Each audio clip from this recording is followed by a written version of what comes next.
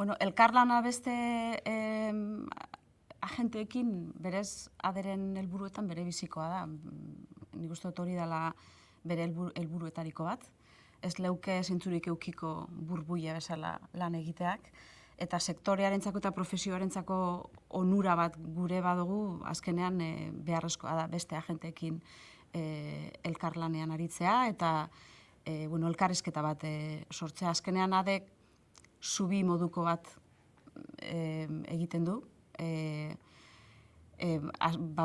Azkenean perspektiba zabal bat jarri dezakelako mahai gainean, ikusita ekosistema nola aldatzen dagoen, nun behar dan gauzak bultzatzea edo ekimenak bultzatzea, eta sektorea berez nola aldatzen den, ez? Eta zentzu horretan agente guzti horiek konformatzen dutenak sektorea komunikazioan egon behar dira.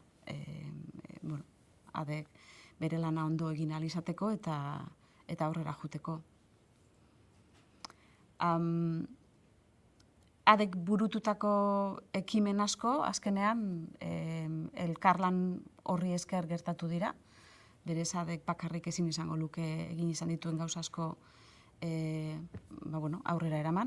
Bai Euskal Herri mailan, Euskal Herrian bertan lanean ari diren erakunde eta bestelako testu inguruak, zein profesionalak, bai adeko bazkideak izan ala ez. Eta gero bestalde be bai estatu mailan, hori ere garrantzitsua izan da, proiektu asko aurrera ateratzeko, eta baita azkenean nazioartean, ze azkenean katalogarekin egindako lanaren bidez lortu izan da konexio hori egitea nazioarteko beste erakundeekin eta nolabait aberaztu aderen ikuspegia eta bestek zer egiten duten ikusita norberak zer egiten duen horretatik ikasi, ez? Eta balorean jarri. Asko nik uste zentzu horretan elkarrizketa hori oso garrantzitsua dela bai balorea emateko egiten dugun lanari. Niretzako adek behar dituen hiru balore printzipal ikusten ditut eta beharrezkoak direnak eta nik uste izan badituenak eta hori dira gardentasuna, konfiantza eta perspektiba zabala eta inpartzialitatea nolabait, ez? Uste dut adek aukera hori daukala beste erakundeekin konparatuta nolabait. Sektore orokorrarentzako onurak ekartzeko ahalmena dauka, ez? Ez daukalako interes partikular bat berez. Orduan, eta hori da egin behar duena, hain zuzen ere horretarako da erakunde profesionala. Konfiantzak bai bazkideen artetik eta sektorean artetik zein erakundeen partetik, ez? Konfiantza horri esker, nik uste dut ade bihurtu dela balizko ordezkari, sektorearen balizko ordezkari, eta mahai askotan egon ahal izan gara horregatik, ez? Eukidagulako ahalmen hori, errepresentazio hori egiteko. Gardentasuna oso garrantzitsua da bai zentzu horretan, konfiantza hori sortzeko, ze askotan, oso prekarietatea handia dagoen sektore baten, beharrezkoa da jakitea erabakiak eta ekintzak nondik nora agertzen diren eta norentzako diren. Eta zentzu horretan, hori be, nik uste dute protokolo horrek zaintza izan dela beti aderen helburuetako bat, ez? Eta inpartzialitatea, esan dudan bezala, azkenean adek sektorearentzako egiten du lan, eta agian beti ez dugu edo ez da beti lortzen, baina helburua hori da, mundu guztierentzako aukera berdinak sortzea, eta hori da asmoa. Kataloga 2013an hasi izan, berez, orduen jarri izan martxan. Nik uste dut oso iniziatiba politxe izan zala, bazkideen gandik etorritako eskakizun bat izan zalako, eta hala sortu zen. Eta arrezkeroztik, urtero egin izan dugu katalogaren edizioa, eta horri esker egin izan dugu, nik uste dut aderentzako empoderamiento edo bueno, kontzientzia bat eman izan dizkion ekimen asko. Adibidez, bueno, bain kataloga sortuta gero, ikusi izan tresnak bazeukala potentzial asko, gainera ez zegoelako olako iniziatiba asko kontestuan. Eta Toni Gonzalezekin egin genuen lanaren hildora, egin genduen tresnaen azterketa oso sakona, ikusteko zintzu ziren aukerak, eta horri esker hasi ginen nazioarteko kontestu desberdinetara joeten, adibidez, IETM nazioarteko arte eszenikoen topaketetan ibili zen gara urte askotan, eta niretzakoan egoteak aderi eman zion ez bakarrik, bai, harreman berriak eta sortzeko gerora ekintza konkretu asko ekarri izan dituztenak, baizik eta baita sektore zabalago baten parte garela ikustea eta ispilu moduko hausnarketa bat egitea, ez, ikusteko ze gauza dekoguzan ondo, edo ez hain txarto, eta zertan hobetu behar dan. Eta gainera, nik uste dut ikustea badagoela sektore zabalago bat, eta horren parte izan zaitezkela oso garrantzitsua da, indar hartzeko eta motivazio hartzeko aurrera jotzeko. Nazioarteko bizita honen bidez, adibidez aipatuko neban egindako bat izen zela nik uste dut nahiko garrantzitsua, arek zabaldu ban lan egiteko eredu mota bat, gerora nik uste dut ez dala bakarrik aden erabili, eta izen zen Eskoziarekin egindako kontaktua, ez?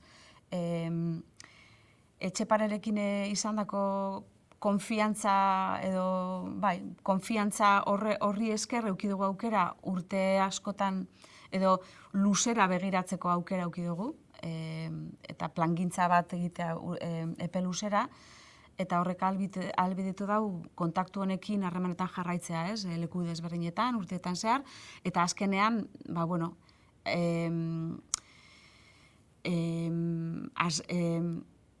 imaginatutako ekintza asko azkenean gorpuztu egin arte. Adibidez hori, Eskoziako Dance Space dantza etxearekin egindako harreman baten bidez, lortu gendun misiotxo bat ekartzea, alegia hango zuzendaria Euskal Herrira ekartzea, bertoko kontestua ezagutzea.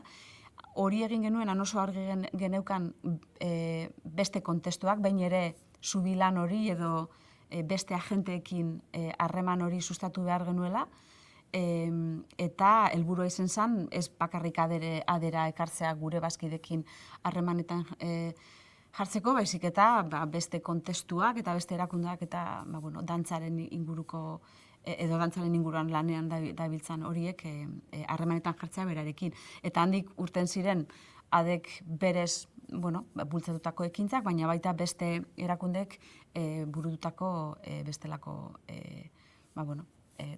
trukeak. Etxeparerekin, aipatu duten apur bat, ez? Oso garrantzitsua da, ze beti dago komunikazio oso zuzena dago, beti. Eurentzako nolabaiteko erreferentea da, ulertzen duelako inpartzialitate horrekin funtzionatzen duela, nolabait, eta begiratuko duela sektore orokorrarentzat. Eta urteetan zehar finkatuz joan den harreman bat izan da. Hitzarmena, beraiekin daukagun hitzarmena katalogoa egiteko, nik uste dut nazioarteko esparru hori lantzeko bere bizikoa izan dela. Eta, beti joan izan gara nolabait elkar lanean, adibidez, Eusko Jaurlaritzak edo, Etxeparek orain arte burutu izan dituen bizita espezifikoetan, estrategikoetan, eurek esaten da bien moduen, egon izan gara. Euretariko bat transmese izan da adibidez. Eurekin juten gara nolabait kolaborazioan eta ban egoten gara, Euskal dantzaren errepresentatzaile ordezkari moduan. Eta,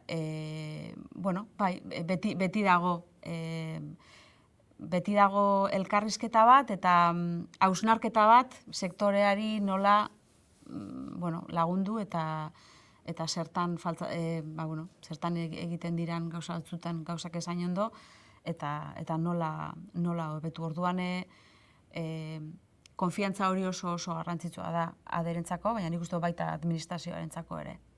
Bai, hori da, beste mobilitatearen inguruko beste proiektu bat da hori zirkula, deitzen dana, dantzate elkarte sektorialen talde bada, nolabait, estatuko beste erkidegotako elkarte sektorialen talde bat da, helburu berdinekin batzen dena nolabait, eta proiektu desberdinak lantzen dituena, eta zirkula da handik sortutako bat, eta berez da, elkarteen bazkideen konpainien mobilitaterako edo zirkuito bat. Orduan, erkidego bakoitzeko dantza taldeak mugitzen dira leku desberdinetatik euren lana aurkezteko. Eta ez bakarrik hori, beti izan da oso garrantzitsua sortzea errepresentazioa zaratago edo lana erakustea zaratago bestelako harreman horrek garatzea, ez? Nik uste dut hori dela beti, adetik argi ikusi den gauza bat, baita bi norabidetan joan behar diren proiektuak sortu ahal izateko, ez? Aberatzak izateko parte hartzen duten guztientzako. Hori da, eta hori da beste gauza bat, ez? Kontinuidade batekin lan egin ahal izateak ahalbidetzen dau epe luzera planifikatzea eta begiratzea. Askotan nik uste dut gertatzen den gauza bada, egiten direla gauzak arin planifikazio barik eta kontinuidade bat eman gabe. Orduan hori izan leike oso frustrantea, ez dauelako sortzen berez oinarri bat, ez, hortik jarraitzeko eta hasteko. Orduan, nik uste dut aderen ikuspegi hori behor egon dela beti, gauza askotan, bai, adibidez, dantzateren ejemplo horretan, baina baita Etxeparerekin izan dugun harreman horretan ere.